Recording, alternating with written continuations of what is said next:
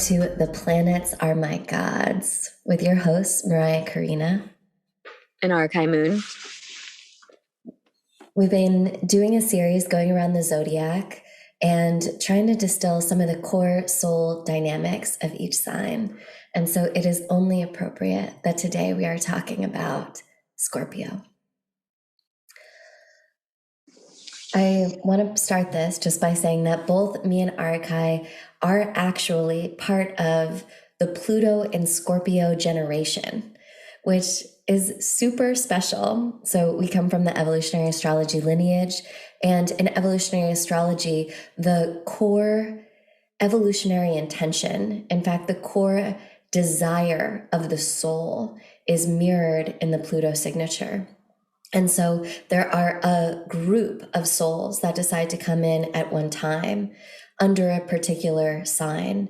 So Pluto can spend, anywhere from like 10 to I think 30 years in a sign because of its elliptical orbit.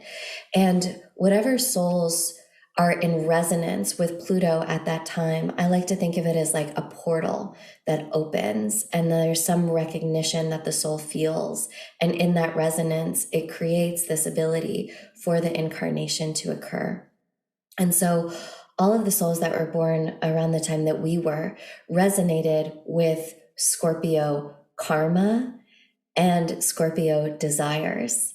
And then part of what makes each individual special and specific is, of course, the entire mandala of their birth chart, but also specifically what house that Pluto is going to land in sort of indicates the aspect of the Scorpio karma and of the Scorpio dharma that particular soul is working out at any given time.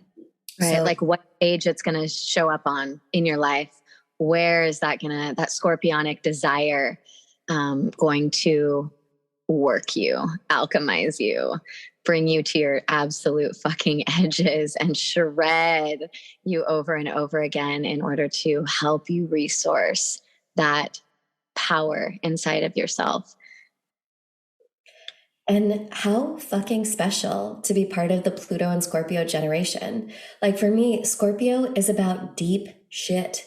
It is about the deep shit of life, sex, absolutely. Death, transformation, psychology. I don't think Scorpio is satisfied just living on the surface. And it just feels so special to me to be born at the same time as all of these other souls in this generation who are tracking and interested and called to these themes. To get to the underbelly. Like in a sense, Pluto, wherever Pluto is journeying in our, through our culture, it takes those generations to the absolute underbelly of whatever sign it's in. And so for it to be in its own sign, because Pluto rules Scorpio, and for it to be in its own sign, it's taking it to the underbelly of humanity and like of life itself, like excavating our deepest desires and also deepest aversions to sex, money, power, but creative life force energy. So creation itself, it's going to deal with our desire to be God and our resistance to God, Damn. It's going to really reveal the parts of us that are in alignment with our creative life force energy and the parts of us that are out of alignment in it.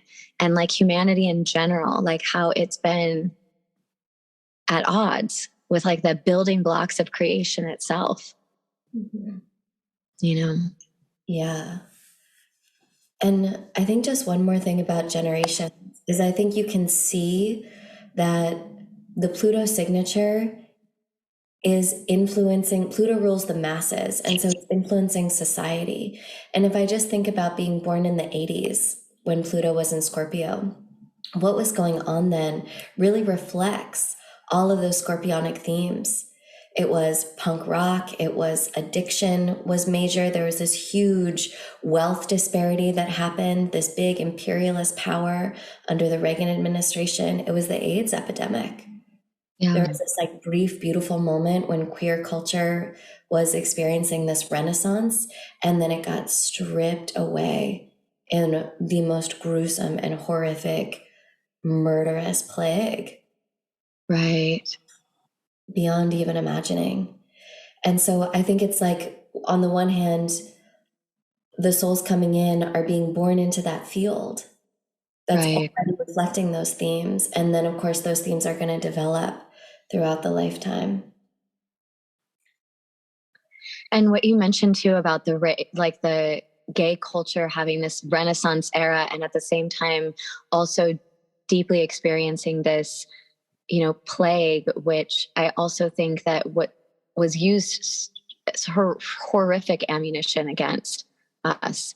And Yeah, that it was the gay plague, that it's like, God wants you dead. See, yeah, that's the see, way. God's cursing you, it's shaming you. And so I think that is such a excruciating and powerful part of liberating these deep places of taboo, these deep places of desire where we either in our culture have monetized it or made it so taboo and shamed that it's kept in the dungeons, of our consciousness, where it can then get perverted and contorted and all of these perverted and all of these things. And so I think that that right there just represents so much of like the deep work that has to be done when we try to liberate these parts of us that have been made so wrong and kept in such a place of holding, or in a place of just hiding, that there's these places of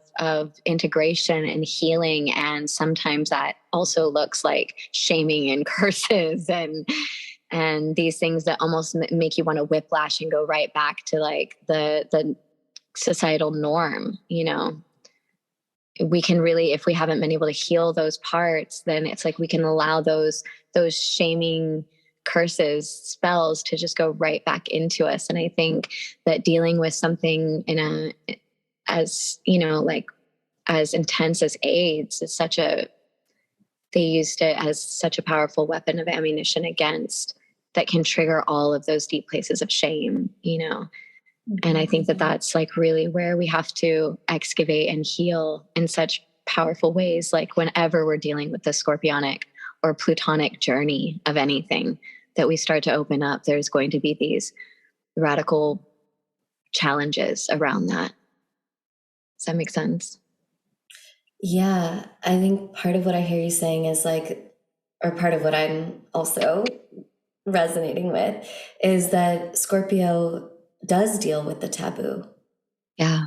that it does deal with those aspects of not only our desire that are taboo, but those aspects of what I like to call what's really going on. All Mm-hmm. of the sex, money, power, death, psychological mapping and tracking that's happening that we so often don't talk about, but is happening under the surface. And so there's something about that Scorpio journey where it's like you're tuned into something that a lot of people don't want to even acknowledge. Yeah. And it's something too, and that's where I think the shame can reside so much in those places, because for one, it's been denied or made wrong and taboo. And I think that coming, from the tapestry of Libra, we always want to, I think, look at the sign in relationship to the whole, and like especially where that sign is coming after. And I think especially with Pluto, it's like it brings us through these really, like you said, 8 to 10 to 30-year cultural generational excavation journeys, that we go on. It's like almost like a shamanic journey of our culture is what Pluto takes us on. And when we look at my clients and like Pluto and Libra generations, and it's like they're really dealing with the underbelly of social dynamics, of the roles of society and of relationship, and then when you're thinking about Pluto and Scorpio, it's really dealing with what is that underbelly of our relationship dynamics? What's happening under the table of all of these deep, intimate experiences within our relationships, but also the more subtle, superficial, even relationships? Like what's happening under the table of what we deeply desire? It's the currents of our intentions and motivations is what that Scorpio archetype is really ruling, it's that those are the realms of it. And so that's what we want to excavate inside of that. And that means also all the shame and all the gaslighting dynamics and all the places where we have codependence and addictions inside of relationships. I feel like Scorpio is definitely going to bring us through those initiations, Mm-hmm. Yeah. And I think it's because of the way that it's denied and ignored and just, you know, Scorpio, it's Pluto in the old system. It was like nighttime or feminine Mars. And I just think so much of that kind of like the fire in the waters part of us, Mm-hmm. it has that resonance with Black Moon Lilith. It's like, we're not supposed to feel that way. Right. We're not supposed to be driven and motivated by these more dark Martian black water forces. And yet we are. So I love, in true Scorpionic fashion, we've jumped right into the deep end. And maybe we can ground this a little bit just by both of us sharing what we think is some of that core evolutionary intention of Scorpio, and then how we see this playing out in individuals. Yeah. So what I really picture when I think of the scorpionic desire or the nature, the evolutionary intention for the individual that is undergoing that initiation is mastery of energy, mastery of sex, money, power, mastery of their Kundalini life force, creative energy. And to me, what that looks like is coming into right relationship and balance of giving and receiving in a true tantric fashion with everything, every aspect of their life. And I think that in that journey, they have to go through deep, coming to Jesus moments. It feels like deep reckonings with what they really desire and going for those desires, all the ways that we crave and avert, that we sabotage our desires, actually being able to go for them and then be shredded by them in a way that shows where the illusions are inside of those desires. And it's a journey between ego and soul, and not in a linear fashion, but ego and soul in a way that they're constantly in communication. And in a way of like going for the desire and also letting that desire, like I say so often as a North Node in the 8th house person, just be shredded by that over and over and allow that to humble oneself. And but when it simplifies in my mind over and over, I'm constantly needing to say mastery of energy. Like, is this in right relationship with my energy? Because I can get so in the mind, and like, especially coming from the Libra, coming from even that Taurus polarity of like, what do I value? And these are the patterns of how I tend and water the seeds to grow this thing of what I value so much of, or this is the way that I show up in love and in relationship. And there can be all these patterns or all these belief systems that try to show us how to be in relationship with that. But to me, that scorpionic revolution or revelation is just what is the energy really saying, Mm-hmm. Yeah. I mean, I love everything you said, especially that nuance between ego and soul, and that it is about desire. If Pluto itself represents desire, then that finds its home and its resonance in Scorpio. And I think about it with that polarity to the second house. If Taurus is about attachment and about self-reliance and about having your beautiful little garden and your home and what you value and just like cultivating that place of self-esteem, I think the flip side of that is that Scorpio often holds the detachment. And often, like you said, like the forced detachment. Forced shred. I remember Mark Jones saying something where it's like in the 8th house, all of the wealth and that you've accumulated in Taurus, all of the things that you've unconsciously linked your self-worth and desire to are burned in the fires of Scorpio. And it's like a phoenix rising from the ashes. You discover what it is that is truly you, that is not dependent on physical circumstances, that is not determined by things outside of yourself, that are true and that cannot be taken away. And that is a profound level of self-knowing and a completely soul-based foundation of self-esteem. Yeah. And something that's so powerful about that too is just to understand that these are fixed. Yeah. Fixed earth in Taurus and fixed water in Scorpio. You know, and just to understand, to me, it's like that desire to grow and be stable and to, you know, fight and tend what you love so much inside of Taurus and be so attached to it that you know, there's a beauty to that fixed quality. There's a beauty to that attachment. You know, it's like that old person that's like, I will fucking stand. I'm not leaving this mountain as it burns. Like, I will stand. I am this fucking mountain. Like, it's those, to me, it's that indigenous feeling of like, this is my earth. They are me. Like, this is my fucking home. And it's like that journey to be shredded and ripped apart. Like, I almost feel my experience with it is my soul literally being ripped from another soul. And like having to then go through that process where that I merge so deeply with like integrates inside of me so fully that it can't be ripped apart because it is me at a certain sense. And then it also, any parts of it that were illusion or addiction are like also burned in that fire, like you say.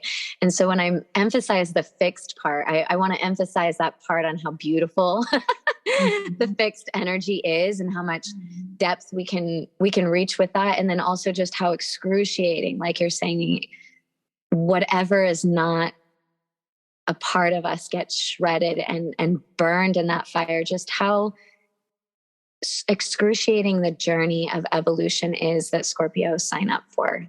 Like, it's one of the most painful archetypal experiences to truly go for something you desire and merge with that so deeply that it changes who you are. It takes you past all of your edges and literally creates this third thing, this new thing that you become, and then you die in the marriage of that new thing and have to rise again. And I feel like that right there is just like, let's just have so much grace and like, and bow down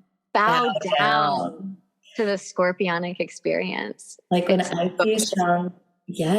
I see strong Scorpio signatures, I bow the fuck down, because this is someone who is on that path, who is on that journey of having to go to the underworld, of having to be, like you said, cleaved and separated from where they have staked their identity, from what makes them feel safe, from who they thought they were, all in the service of truth, all in the service of actually getting real with who am I? What do I really want? What is this shit really about? What do I actually care about when everything is taken away?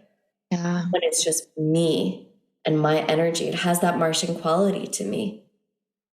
Yeah. And that's why I love the, you know, just knowing that it's Mars and Pluto, you know, ruling Scorpio, that feminine Mars. It's like, I'm going to go for it. I'm going to go so deep inside of myself and inside of that desire, and that sword of Mars that's like, I will cut anything away that's not true and like offer myself into the cauldron of Pluto to really let it be burned away again and again. And it's not pretty.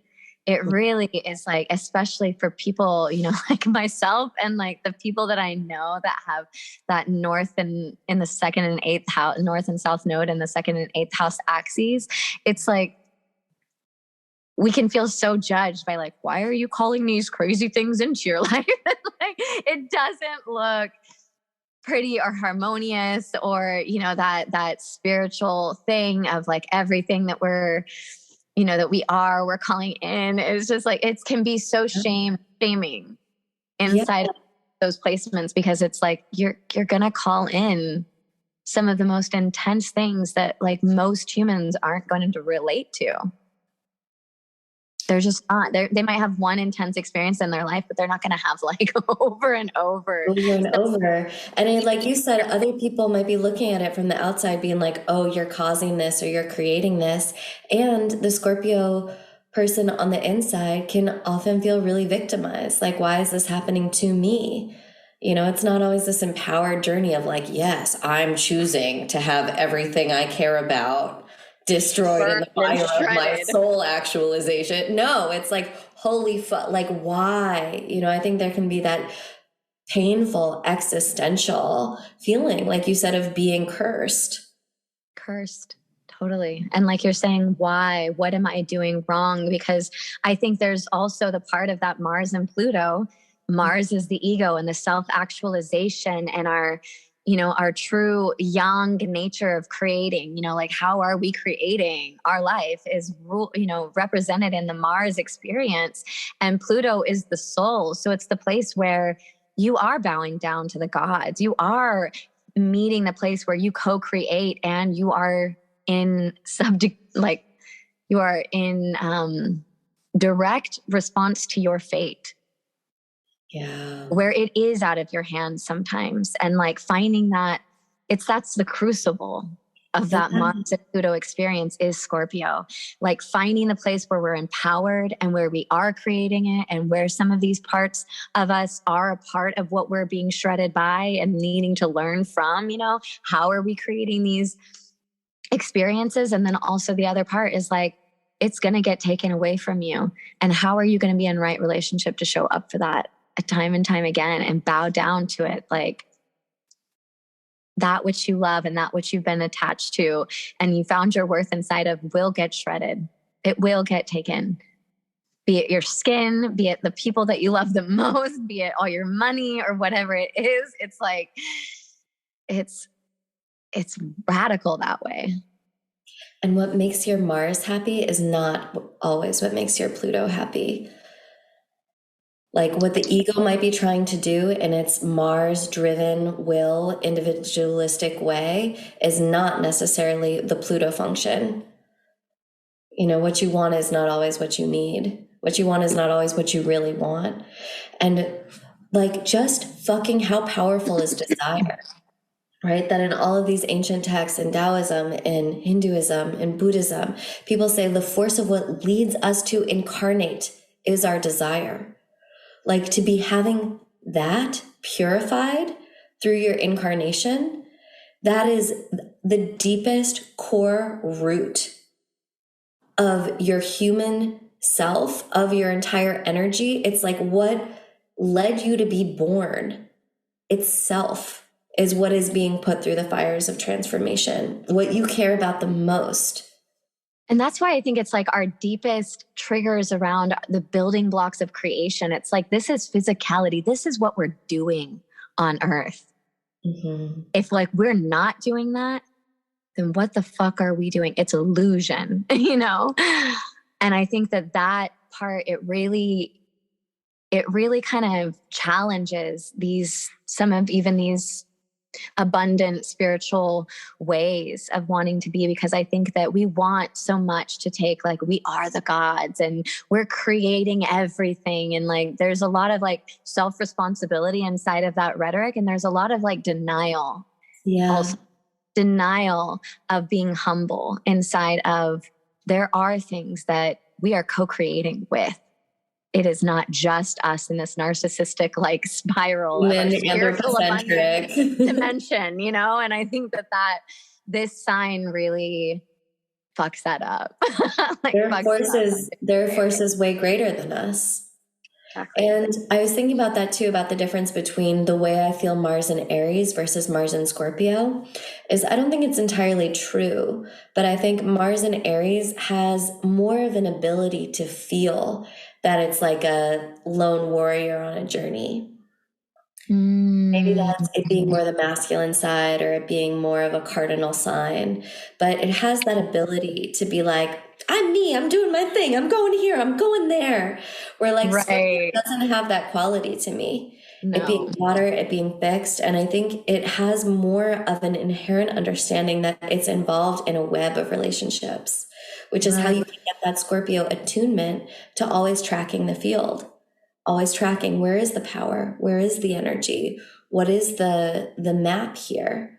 And I think that's part of it being fixed. It's stuck in its position where it needs to pay more attention to what's happening. Like you said, it's contending with the fact that it can't escape its fate, and its illusion that it can is less than a lot of these other signs. And I think Scorpios, they always get, called out for that, or maybe that's the stereotype or something. But I think it's really true. And I think that they are tracking, that they are clocking. And in that is this deep wisdom, actually, that we are in the tides of these forces. Right. And how our personal desires, intentions, motives, and our relationship, our ability to be in that tantric network, our tantric experiences of that giving and receiving, how that impacts the whole Yeah. is inside of that wisdom, right? Mm-hmm. Yes. And I love what you're saying, because on the human side, it could be like, oh, if you're, trying to get a desire to happen, you're, scheming, mapping, and trying to feel how it could happen. I think also Scorpio feels to me like it, you were saying, rules a lot of stuff that's really taboo and really marginalized. And that's part of the necessary social and systems intelligence, energetic intelligence of people who are in a marginalized position, is that they have to fully map and graph what's going on around them. But then in terms of our non-human webs, it's the same thing, right? That we're part of these contextualized, like nesting ecosystems of different beings, of different realms, of different forces that are influencing us all the time. And that we're like the water, it is the water we're swimming in. It is the Kool-Aid we're drinking. It is the Kool-Aid that's drinking us. Yeah. Yeah, I do. I love that you flipped it and said that, because it makes me think of, yeah, that ability for, like, I always think of Mars and then the Aries archetype is that surfer that pops out of the ocean and is like, I'm surfing my wave, I'm surfing this wave, I'm doing my little marks on this wave. And then that, like, Mars and Scorpio feels like that part of the consciousness that makes itself known by being immersed in the deepest part of the oceanic, like dark consciousness of like everything around it. And when you're like the Kool-Aid that's drinking us, it's like that part of the consciousness that's like, ooh, I'm aware of myself, but in the context of all of this, Yes, exactly. And I think of the deep, deep, deep waters where the big fucking Megatron sharks live, and like the real gnarly, like, things that make us feel so small and really can make us so aware of how fucking puny and how finite we are in the scope of like the whole ocean,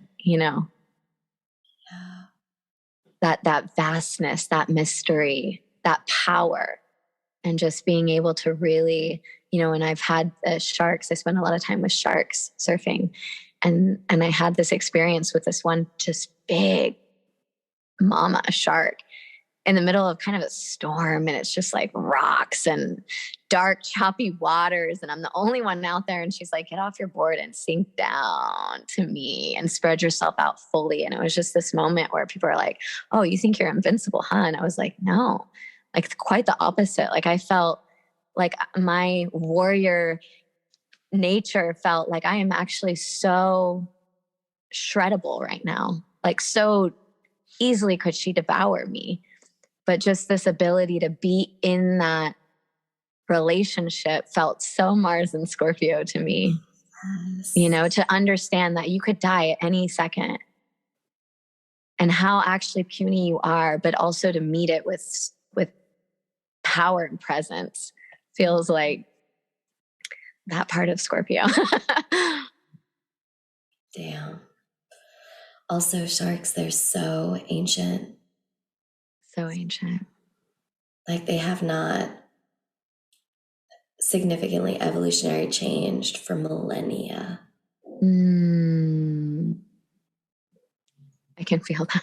I can really feel that. When she told me to do that, I really felt my edges, you know, because I think that sharks have always been probably one of the only things I've ever actually been afraid of in, you know, as far as creatures are concerned. I've always, you know, just loved all the poisonous snakes and all the creatures and just not really had any true fear of them. And sharks, I had true fear. And it was always this feeling of just like those jagged teeth and this big and you could feel that primordial consciousness so activated. And she was like, I am the dark feminine. Like I'm the biggest representation of the dark feminine earth. And if you can open yourself to me, like, then you can truly say you're like in devotion to the dark feminine, not just what the dark feminine can make you like feel sexy and like seduce you. You know, you want to like feel that wildness and like, you know, whatever. It's like, no. This is like, you got to bow down to this primordial fucking consciousness of the earth. And this is the dark feminine. And I'm like, whoa, that's what's up. I feel that. And just that, it's that feeling of like she could completely devour you. Mm-hmm. And like you said, it's not pretty. It's not sexy. It's not pretty. It's not there to delight you. Yeah. It's there for you to bow down to reality. Reality and all of it. And that's what I feel like that Scorpionic like nature is like, it's not black and white. It is the full fucking like vastness of every single person, of every single thing, you know? And so much of that, I feel like that narcissistic codependent experience is like, what can that thing be for us? What can I be for it? You know, and it's like this compartmentalization of everyone and everything in order to make us feel something, you know, and to get something. And I think that is the antithesis of Scorpio, is like actually being real with all of the realms, all of the octaves of somebody. And I think that's the completely different cosmological vision in Scorpio.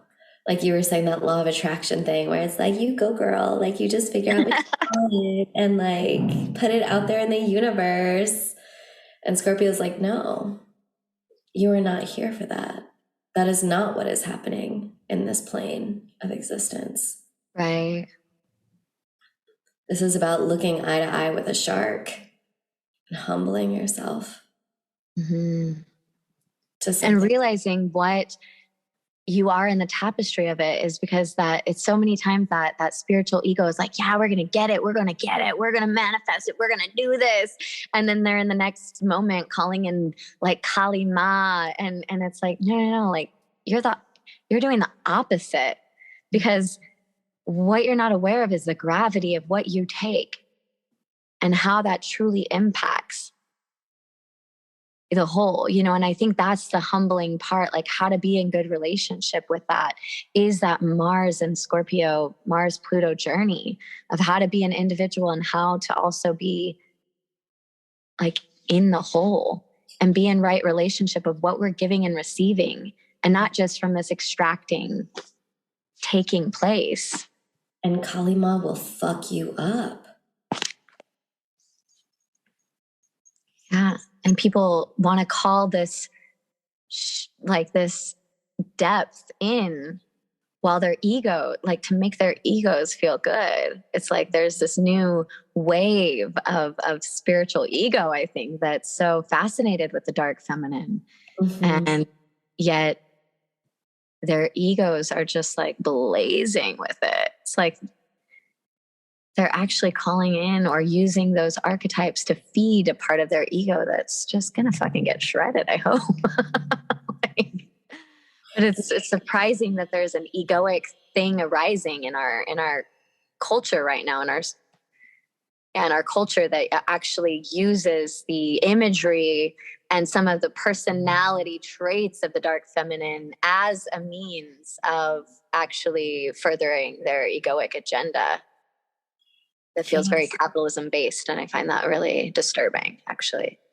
And ignorant. Very ignorant. You know, Adida Samra, she has this quote. He's like, the ego loves to do sadhana, right? The ego loves to practice. It loves to sing kirtan. It loves to be calling in the depth. But it's like, which part of us is there singing? Which part of us is there meditating? Is not the one that is actually being spiritually, or like is precisely the one that is going to be spiritually worked. Yeah.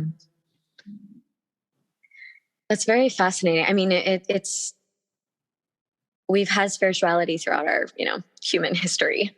And I think that so much of our egos and a lot of these cultural conditions and programs hide inside of spiritual dogma. And so I feel like it's something that I had to really remind myself when I was at a New Year's Eve party and the performer was invoking Kali Ma and like singing this song. And like before it was just like hyping everyone up on manifesting and like 2023 being the biggest, baddest, like that we're going to get what we're, it's just like, and everyone started jumping around and acting it out while they're singing in this song. And I just like straight up walked out immediately. Like my hands came down, I felt the clear sword of Mars come down in front of me, martial arts style. And I just walked straight out because I could feel in that the actual energy of the dark feminine was literally being used. Right. Directly opposite of what she's truly in service to. And who she truly is. Exactly. And I think that that's actually a tactic that I find hidden inside of most of human culture around spirituality, is using the planetary archetypal energies, using Christ consciousness, like using these major energies that hold a frequency, these archetypal forms, these archetypal deities, not forms, excuse me, but that we are meant to be in relationship to, and like actually flipping them and using the opposite. And I find that that's why I think Christianity gains so much power of being able to place their churches over top of these temples that were in direct honoring of the planets. And, or taking Jesus, who was like so sex positive, and making him the symbol of sexual shame. Totally. That's what Jesus, I felt like, so has shown me. I was like, he is there. That Christ consciousness is there for forgiveness, for deep, purifying forgiveness. And yet it's been used for sexual shame, like you're saying. Just the absolute opposite of what that energy truly like comes to me for, Yeah. And I think there's like just the inversion and the perversion of these different energies, the way that we culturally understand them.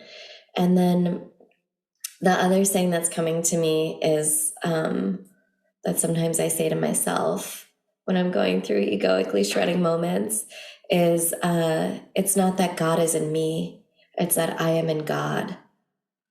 What do you mean by that? To me, that also helps me change the context, right? From like that individualistic, narcissistic, like God is in me. And it's like I'm this individual living in a vacuum, here to actualize myself, and the world is going to give me what I want if I do it right. And that whole version of reality versus no, like I am swimming in God, right? Yeah. God is Yeah. not in me. I am in God. God is around, like God is everything around me. And that it's not about if I do it right or if I'm like a good person, then I get what I want, right? It's like, that's what I mean about the different cosmological vision of Scorpio. It's like something very mysterious and very different is happening here. Right. I am immersed in. Mm-hmm. And that, like, go ahead. Yeah. Oh, no, I love what you're saying. I didn't mean to interrupt. When you're saying immersed in, and I am in, it feels like this, when I said the antithesis of Scorpio is that, um, ability to be in true relationship. And I think true relationship too with the, with the gods that are making us up. Yeah. Whereas I think that we can freeze them in this way that we project upon them, and we're using their energies, as means to like get what we want and to further our human, agendas, even like culturally, we can get together and like all build up these certain archetypes that make us feel good and that we can harness their power, to further our agenda. And I think that Scorpio is that part where it's asking us to humble ourselves, to really feel through what is the part that is seeking self-validation or even human validation, and actually be in relationship, like Yes. true relationship. And so much has to die in Mhm. order for us to be able to just truly connect, Yeah. you Yeah. know? Yes. And that, just what you're saying about, I think there's this way in which spirituality has been like mass marketed and mass produced, sucked up into the internal logic of capitalism, where it's like, oh, the more spiritual you are, the better your life should be. And I think what we're saying is like, actually, no, like when you're on a journey of really deep depth, how good your life is not a marker of your Right. actual like soul growth, of like the level to which you are on the journey of true depth. Right. And it makes so much sense because we have a species, a society, a culture that has absolutely created so much imbalance Mhm. with our earth. Yeah. So why would we think that we would look successful in like capitalism terms when we've literally become so imbalanced with the whole of nature? It's like, to me, it's like to be in these deep relationships with the plants, and in like my cockroaches in my home, and just all these creatures that I've like merged so deeply in and really truly listened to. I've had to shred so much and humbled so much myself of like what I'm seen as, because it's really humbling to see what I am, or what humans are seen as, through the lens, through the eyes of these creatures that we don't have good relationships with. And to spend time in the jungle, you think like people think, oh, like this little capybara is going to be so happy that I moved in here. It's no, like they're not always happy that you moved and are turning the lights on at these inopportune times that is like fucking up their system and their flow and stuff. And so it's really humbling, and it makes me think of like loving somebody really deeply. It's like even like loving Mariah, I've had to like, Oh. I've triggered her, and I've had to like really shred so many parts about what I think I am, or who I think I am, and how I love, or how I show up, in order to be able to integrate her experience.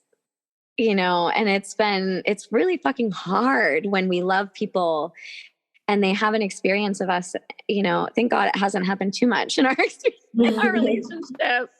But when it did, it was really hard to be able to hear that. And like, I feel like it's in those moments, standing in the relational fires of like, can you show up for this person and for their experience and let these parts of myself burn? And that's what I feel like this is so real in the Scorpionic journey. Yeah. I do. I think that's also what I was saying about just like how strong our desires are. If anything threatens them, I think the instinct is to make the other thing bad and wrong and destroy whatever is threatening to our desires. And I think to what we want, whatever's standing in the way. And I think part of what I've learned is, just how hard it can be, like you said, to actually let it in and let yourself be changed. And I think there's such a mastery around that too, especially in these terms of relationships, because like, there's always, you have your own thing, as in like the other person is going to have their own stuff going on, and sifting through the part where it's, allows, you not to take on all the shame or all the thing, and let them have their moments, and they're part of the journey, but also really take on the parts that are yours to take on is like, there's some mastery involved in that I think is just so deeply interesting, infinitely interesting, and radically challenging to do inside of relationships. Totally. But also like it makes life worth living. Like I have to, for all of us Scorpionic beings, I feel like we really want to know.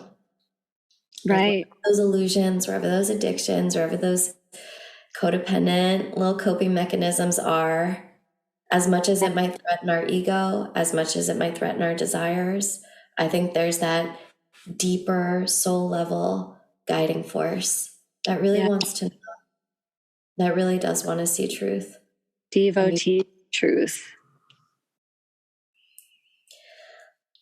Something that really comes to me too of something to say. I love things that distill and simplify, especially after like being so close with Mariah. Mariah's Mercury and Aries just gets down to the distillation process of so many things. And I just love it because my Mercury and Pisces can just go out and out and out and out. I fucking love your Mercury and Pisces. Something I think of this distillation between in the realms of Scorpio is power and connection. Are you choosing power or are you choosing connection? And those, it's not just that they're not separated, like the key I think is to be completely in power and being able to share equal power, and also being able to draw that bridge of connection. That's, I think, the goal. But I do think that there's something that I can ask myself too in these places where I'm dealing with somebody else, and like whether they're open or not, are they choosing connection, or are they kind of like fighting for power? And I can ask myself that question too. And I think that so many times in those relational fire moments, where I call them portal moments, where there's these places where we eclipse, the places in relationships where the deep wounds or the deep desires eclipse another person's deep wounds or deep desires.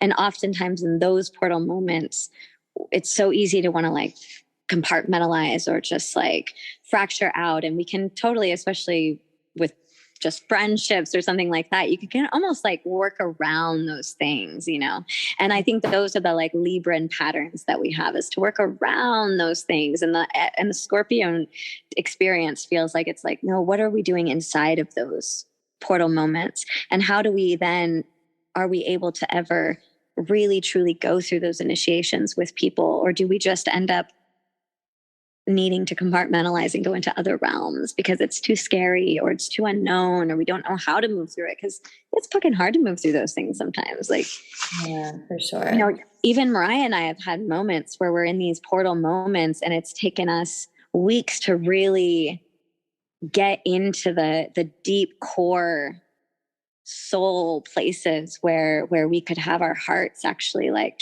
closed to one another, and we're playing out, you know, these things inside of our soul that are usually pretty deep and mythic, and so it's so rich to be able to actually go into those places and unlock.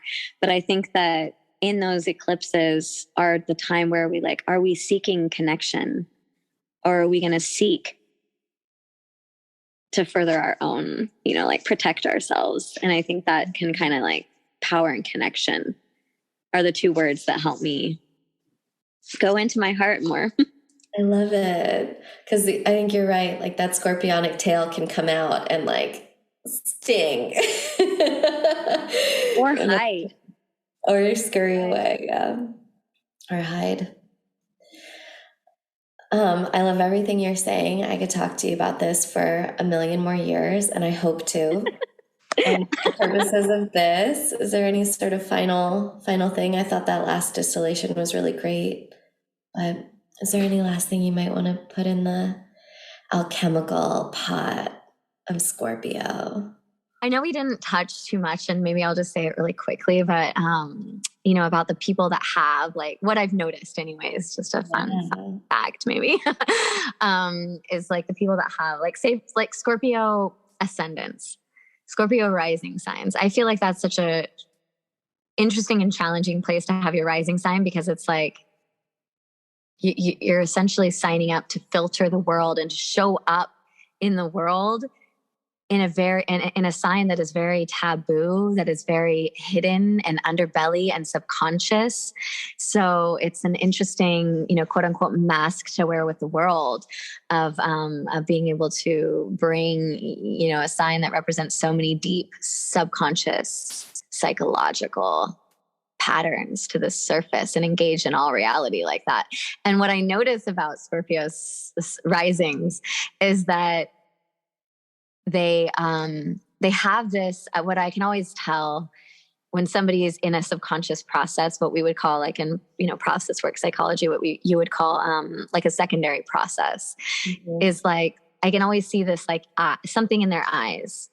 You know, this like beady little, you know, subconscious secondary process that like comes out and is like seen inside of their eyes. And I can tell it more with Scorpio risings, because it's like they're out in the open with there's these subconscious parts of them, and not everyone can see it, but I of course am tracking this.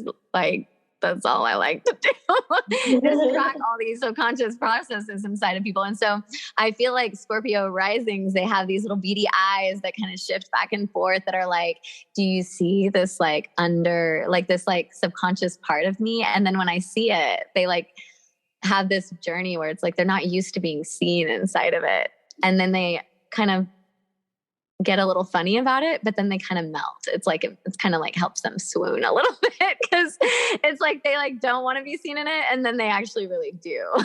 So they like it. And I just think that that's such an interesting part of Scorpio, is that you know, that part that is like revealing and tracking all these subconscious parts in everyone else, and really good at hiding. I always say it's like they're like the, you know, when one's playing strip poker and like everyone else is naked, and they're the ones that like still have some of their cards on their clothes. They're still wearing some of their clothes, but it's like when you can show up for them and get them to get naked, it makes them pretty scared, and like, you know, they might have some defense mechanisms to really not get naked, but they deeply like it. They also it really is like a love language, I think, is to be able to find a way to make those depths known in the reflection of another, you know? Yeah, they may not be used to it at first, but once it happens, they like it. Yeah. Yeah. Anyways, and I just love that part of people that are like for all the Scorpios out there that are bringing that deep archetype into very personal planets, very personal parts of your egoic structure and makeup, and interfacing reality like that is so cool and brave. And I love to see all those parts. To all you Scorpios out there, we love you. We love you so much. We bow to the journey. And we'll see you next week.